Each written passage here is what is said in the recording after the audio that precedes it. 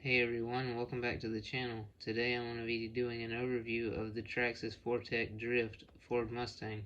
TRAXXAS released this model on July 26, 2024, and they have the list price at $349.99 US.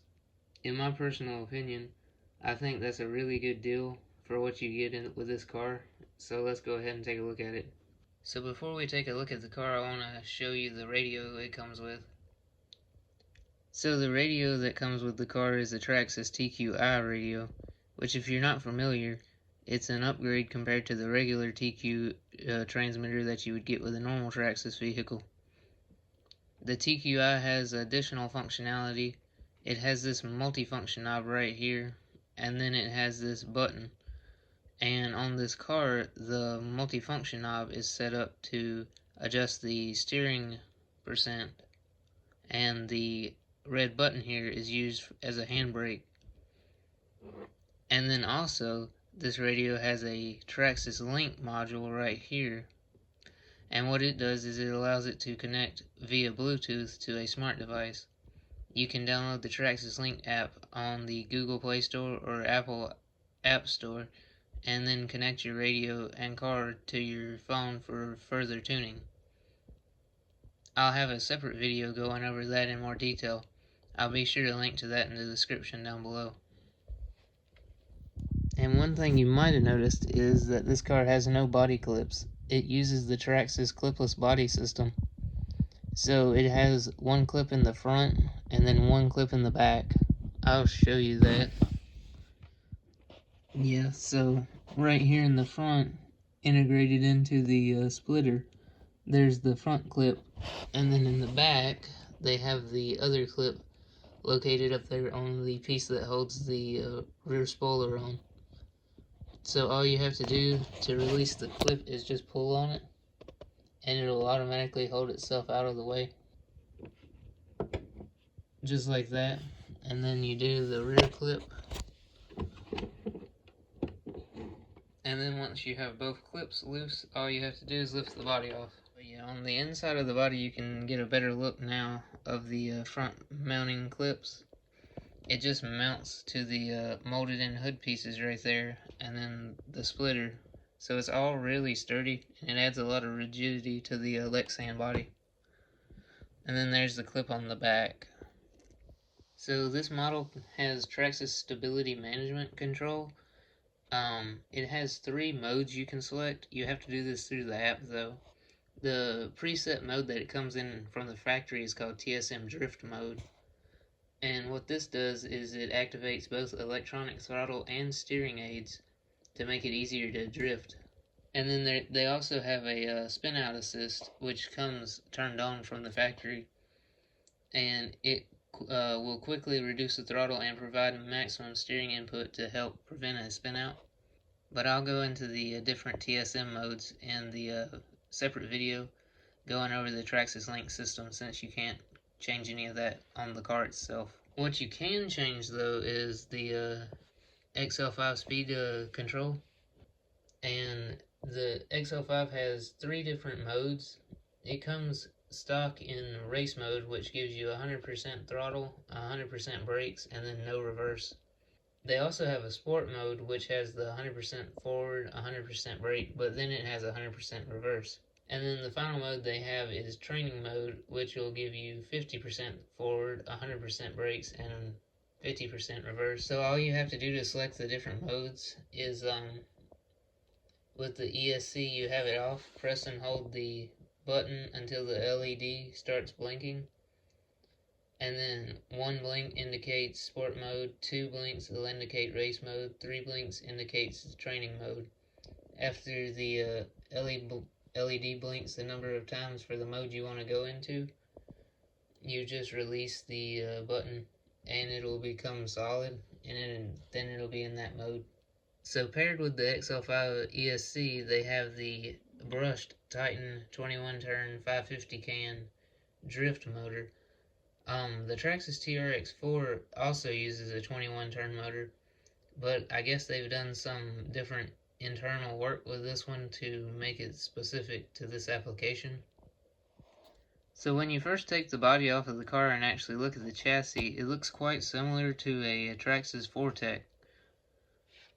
Pretty much the whole center section of the car here, from here to here, is TRAXXAS 4-TEC. But they have made some adjustments in the front and definitely at the rear. This car is rear-wheel drive only. So TRAXXAS has done a little something different. In the rear differential here, they have a spool, which means that both rear tires are locked together all the time. Unlike a traditional differential, where one tire will be able to rotate at a different speed than the other one, they both have to rotate at the same speed with the spool. This will help with drifting, but it's not as tunable as the open differential. So with a regular differential, you would be able to change the weight of the fluid that you put into it to change how much locking was happening. But with this one, you can't do that. It's just always 100% locked. So depending on where you're driving at, you may want to change the gearing in the car. An easy way to do that is to change the pinion on the motor. And all you have to do to get in there to change that is remove these 3 screws. This one, that one, and this one. And then once you take that cover off, there's a screw in the side of the pinion that holds it to the motor shaft. Once you change the pinion gear, you'll need to change the gear mesh on the motor and the spur gear. But TRAXXAS make it really easy. They have the motor plate has a lot of different holes in it, and the holes are pre-drilled for different pinion and spur gear combinations. So all you have to do is look at the chart, and it tells you what hole to put your screws into the motor for the correct gear mesh. The chart can be found in the manual for the car, and I'll put a link in the description to the manual for the car. So at the rear, you can adjust your camber by turning the turnbuckle right there on the camber link. If you shorten it, it will increase the camber on the rear tire, and if you lengthen it, it will decrease the negative camber on the rear tire. So from the factory, the car comes with 2 hole pistons installed on the shock shaft. They also include 3 hole pistons on the parts tree that's included with the car if you want to change that out.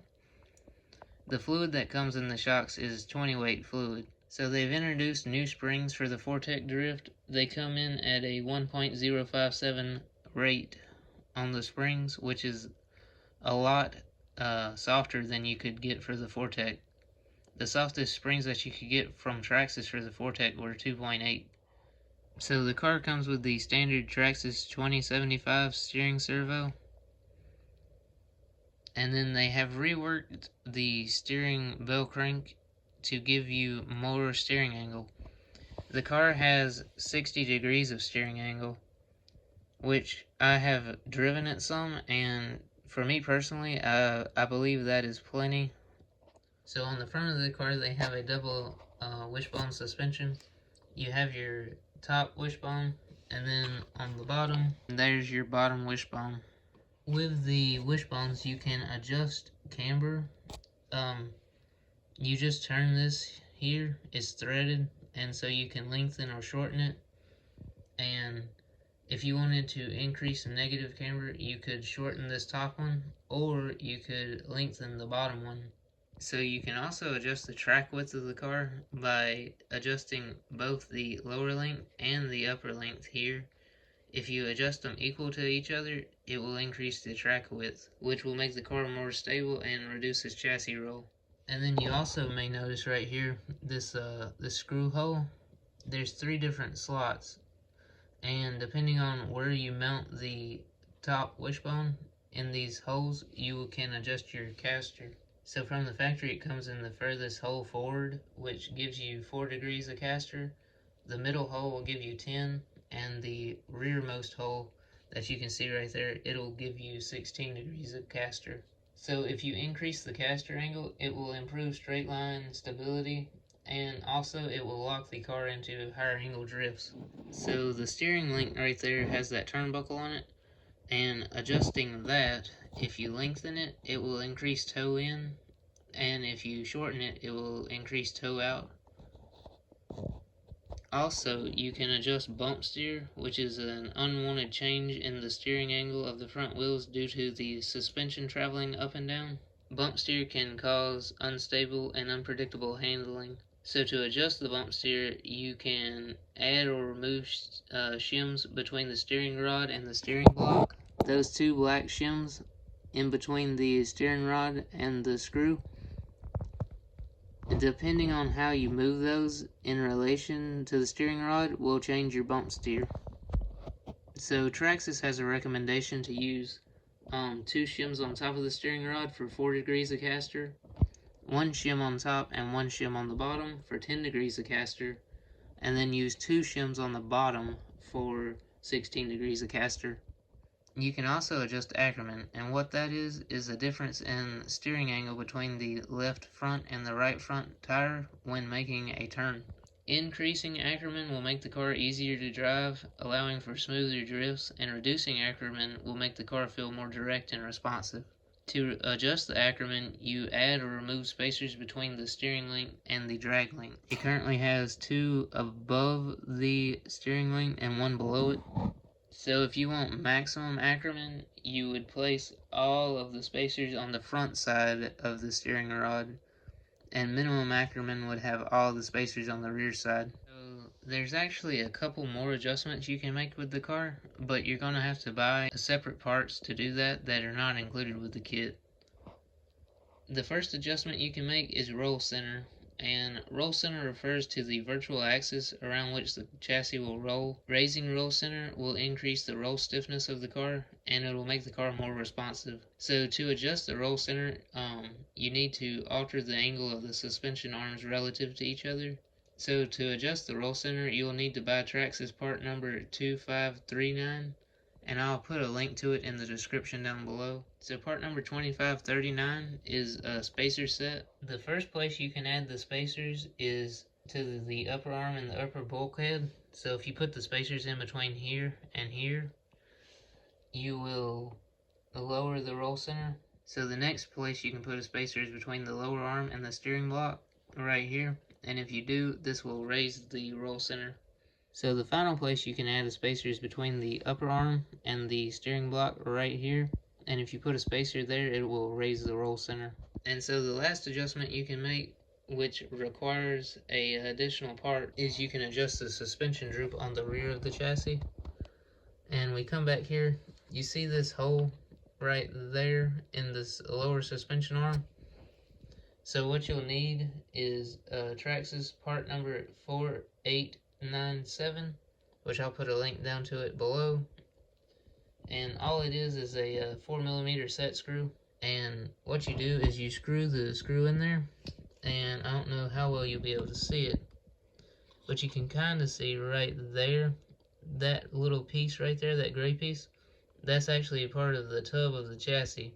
So by screwing the screw in, you'll hit that chassis tub, and it'll push the arm up, and that's how you adjust the suspension droop. Tightening the screw will decrease the droop, and loosening the screw will increase the droop. Increasing droop will provide less stability, and decreasing droop provides more stability. So TRAXXAS includes 2 different sets of tires.